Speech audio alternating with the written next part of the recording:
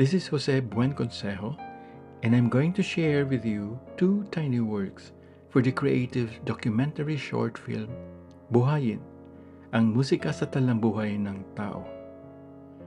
I produced and directed this film during the COVID lockdown in the Philippines in 2021.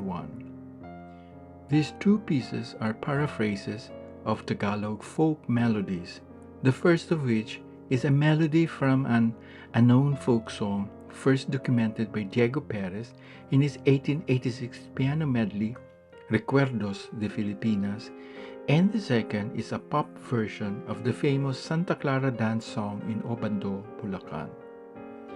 In keeping with the mood of the quasi-documentary short film Buhayin, to which these two musics formed the background score, I utilized a gentle and static music texture, such as pedal points in the first piece and drone-like ground bass in the second, to evoke nostalgia and fragile melancholia for an imagined past, though situated in a real material condition. Philippine folk song is a rich, grounded representation of perceptions of one's attachment to earth. In the music you're hearing, it feels like a sighing gesture to the gravity of one's existence in the world.